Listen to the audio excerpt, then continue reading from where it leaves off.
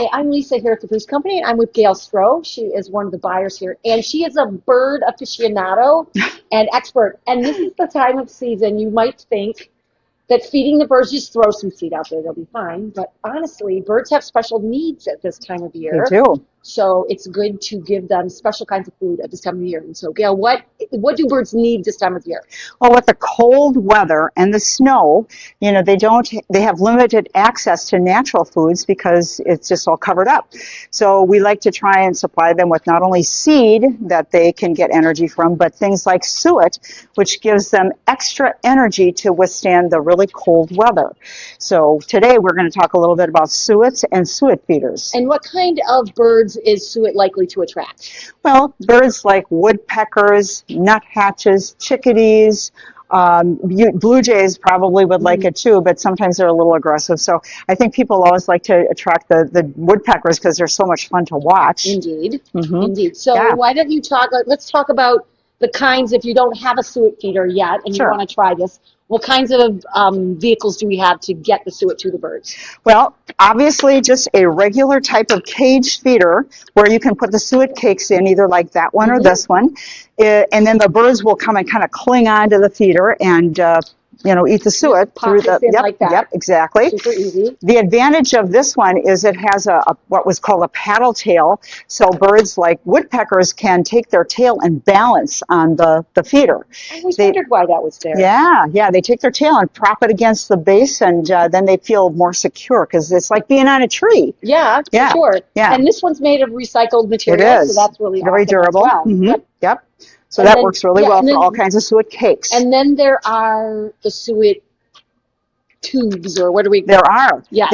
We actually have these kind of fun suet logs, which have the holes drilled in, and you can take suet plugs, Yes. which are like Look this, like and this. pop them in here, and then the birds, because they are used to feeding on trees, will come and sit here, and they think they're eating suet or worm right out of the tree.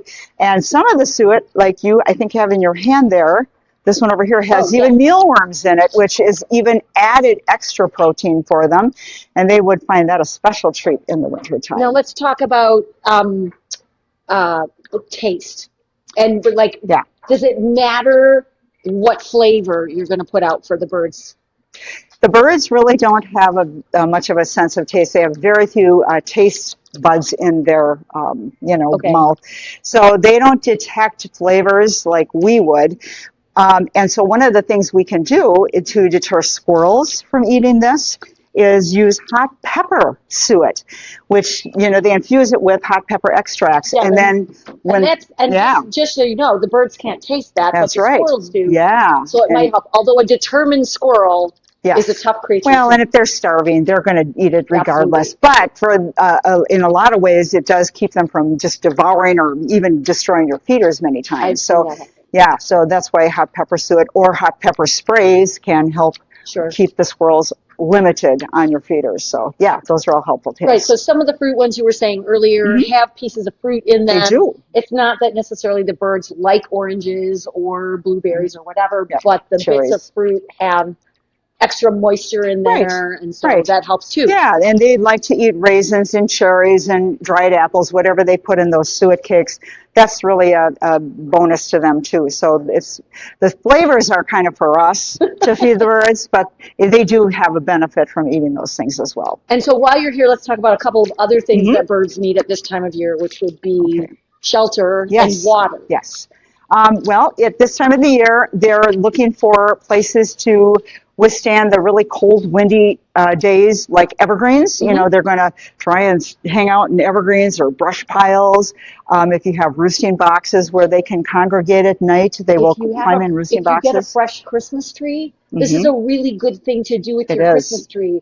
Instead of putting it out on the curb for the city to pick up, put it in a pot and anchor it with some sand or something, and then that gives them a place put that by your feeders, and that Yeah. gives them a place to go in Yeah. and out. Maybe don't put it right next to the feeder because then the squirrels can climb up and get on the feeders. true. But, a little bit away, so all they have to do is fly from the feeder to the Christmas tree and have some shelter. So, I mean, those would be things. And then as far as water is concerned, they do benefit from having a heated bird bath so they can have free open water to and they need to kind of clean their feathers off and Yeah. get in the water and drink water. So it takes them much less energy to use melted, thawed water than to eat snow. Some people think they can just eat snow, which they could, but thawed water doesn't take them as many calories to melt the snow in their bodies. And it doesn't have to be super complicated. Even if No. you just put like a plastic saucer out on a table Right. or near your feeders or something like that, just make sure though that you every day that you go out there if it freezes and Put some fresh water in, or use a heater, in your bird bath. Or we have heated bird bath tops, which are really easy to use as well. So that really does help them, and you'll attract a lot more birds to your yard if you do that. That's true. Now you Yeah. mentioned like woodpeckers. What are other birds that people are going to see this time of year that might be a little more special? Cardinals are colorful, and they really show up against the snow. We mentioned chickadees already. Juncos, which are the little grayish birds that kind of migrate down from Canada and spend the winter here.